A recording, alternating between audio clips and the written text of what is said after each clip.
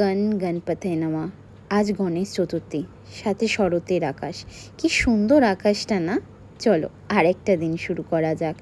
আজ যখন সকালে ডিউটি যাচ্ছিলাম, রাস্তায় দেখলাম প্যান্ডেল করে অনেক গণেশ পুজো হচ্ছে। কলকাতায় যদিও এত গণেশ পুজো হয় না, তাও দেখলাম যে বেশ অনেক প্যান্ডেল করে পুজো হচ্ছে।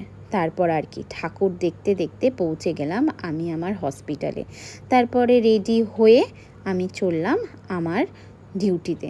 আজকে মর্নিং ডিউটি ছিল, প্রচণ্ড তো প্রেশার ছিল, সাথে ছিল গণেশ পুজো।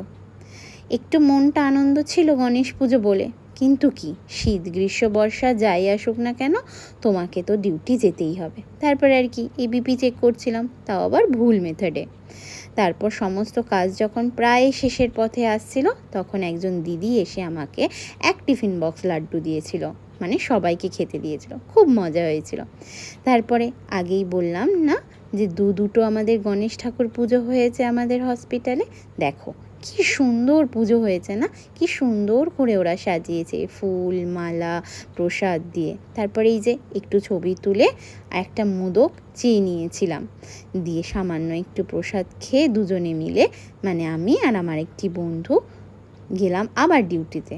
তারপর ডিউটির কিছুক্ষণ পরে আবার একটা পুজো। এই ঠাকুরটাকেও বেশ ওরা সুন্দর করে সাজিয়েছিল। তারপর দেখো কি মস্ত বড় একটা লাড্ডু।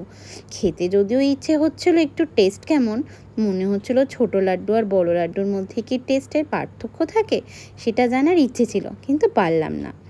তারপরে আর কি একটুখানি জাস্ট 2 সেকেন্ড ছবি তুলে কাজ শেষ করে চললাম আবার বাড়ির পথে, মানে বাড়িতে আর কি।